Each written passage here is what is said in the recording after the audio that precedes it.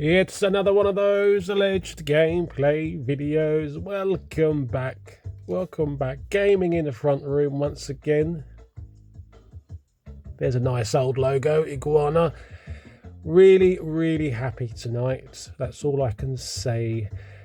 The N64 on the SuperConsoleX is not great.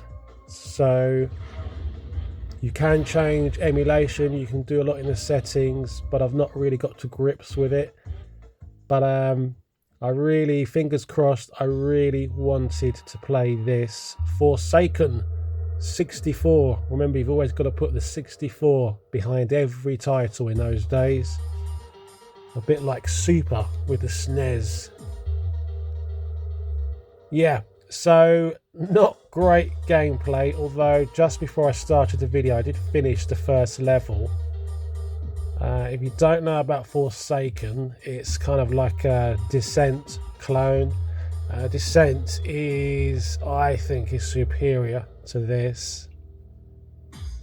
I've only played the first level, so I'm not sure if there's any more depth to this, but all it seems to say to you is clear out the level, clear out the enemies, where the big challenging thing in Descent was you needed to deal with the enemies, but then the best part about that was once you destroyed the reactor in the middle of the map or the ship, you had to try to escape. So you had to have some kind of idea of how to get out quick.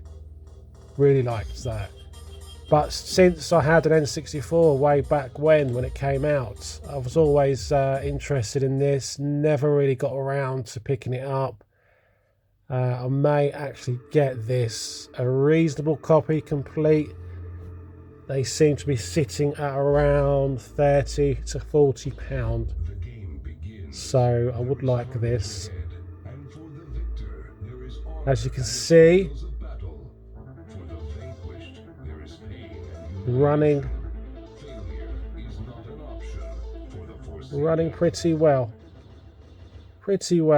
I do need to remap the controls on this. They really are a bit of a disaster. So you're having to use directional pad, but then if you want to strafe properly, you need to take your you end up taking your thumb off of that and putting it, and then using the analog stick, the left analog stick. So once it's remapped, it should be good to go. Always remember this for having such nice light sourcing. Looked a really nice game. Shame as with all N64, a shame the textures are always a little bit stretched beyond reason, shall we say. So that does show up in the lack of detail. But then you've got you've got more detail on textures on the PlayStation 1, but with all the clipping and the polygon folding and clipping, it just looks rougher. This looks nice though. I like this, and I'm really glad this works. I'll show you a couple of N64 examples that just run really terribly, but as I've discussed before, it's apparently not the easiest platform to emulate. Cool, come on.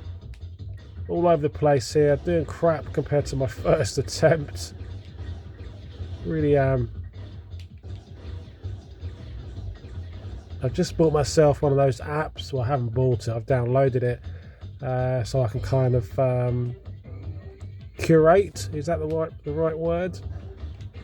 Or collate my whole collection. Really good. I might do a video on it because I don't know a great deal about it, but I saw it on another video, so I'm beginning to add to the games that are in the collection.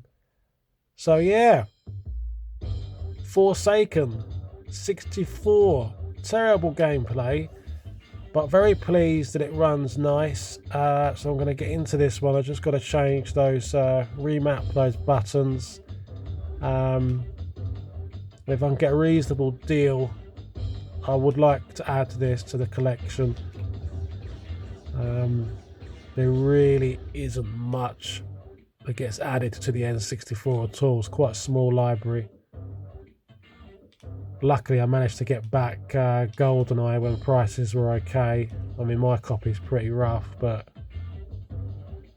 it was when stuff was going quite cheap. So, but yeah, I like that. Looks gorgeous. Looks absolutely gorgeous.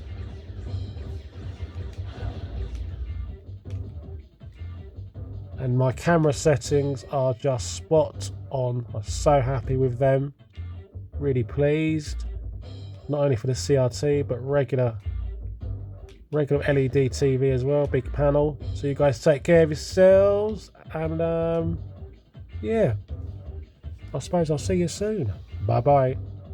Why have you got a big pot of wheat in your